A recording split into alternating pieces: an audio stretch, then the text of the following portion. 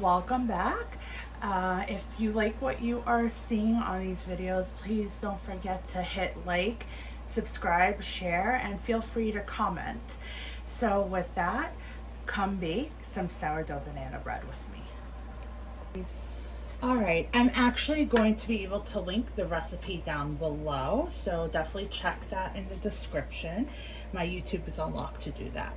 So before off camera, what I did is I combined the dry ingredients already. So I whisked together 249 grams of all-purpose flour, 1 teaspoon of baking soda, 1 teaspoon of baking powder, 3/4 teaspoon of salt, and half a teaspoon of ground cinnamon. So I'm just going to put that to the side. And now in the bowl over here, I already mashed 350 grams of bananas. Now the thing with banana bread, the riper the banana, so even if it's really brown, as long as it's not rotten, then that makes better banana bread. So mine were ripe. I would have liked them to be riper, but you know, the recipe will work just fine.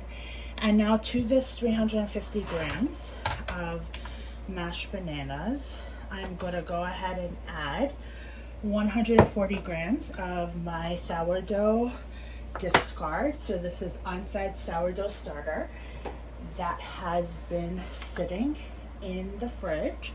So I'm gonna go ahead and add 140 grams.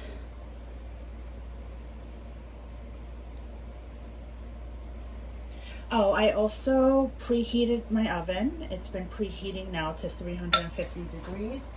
And I prepared a 9x5 loaf pan with parchment paper and cooking spray.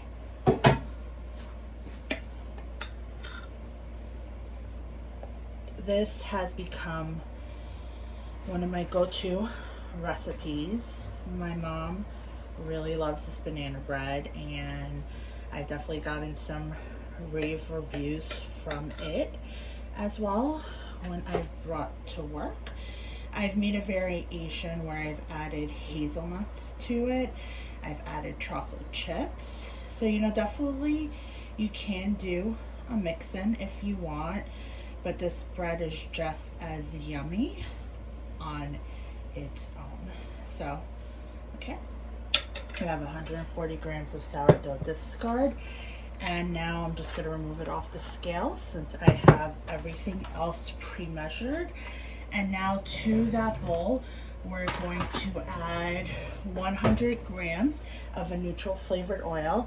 So I'm using vegetable oil, but I had run out before I had the 100 grams. So I also added canola oil to this. And those are both mild neutral flavored oils.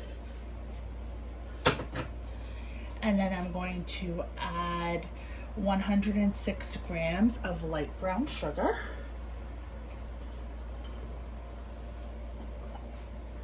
And I'm going to add 106 grams of granulated sugar.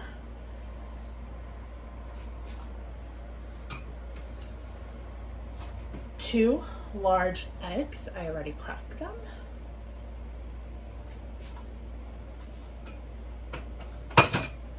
And 1 teaspoon of vanilla extract. So I'm using the Trader Joe vanilla extract. I've used store-brand vanilla extract as well, and I don't know if I've ever found much of a difference. So, you know, as long as you're using vanilla extract and not vanilla flavor. So I went ahead and added 1 teaspoon. And then what we're going to do is with a whisk, we're going to combine this until it's very well combined and we don't have any chunks.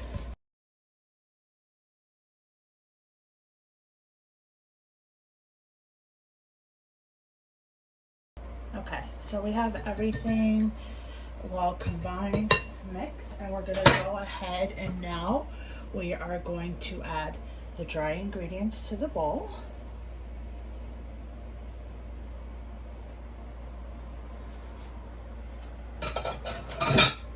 with a rubber spatula, we are going to go ahead and combine everything, but you don't want to over mix. You want to combine just until you see no more streaks of flour.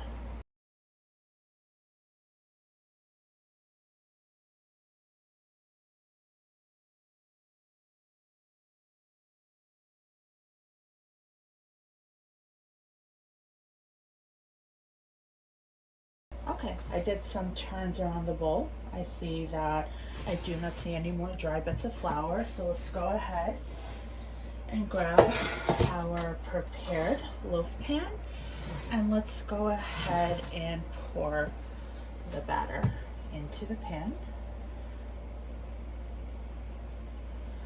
One trick I do is I also spray a little of the cooking spray underneath the parchment paper. It helps it better stick to the pan.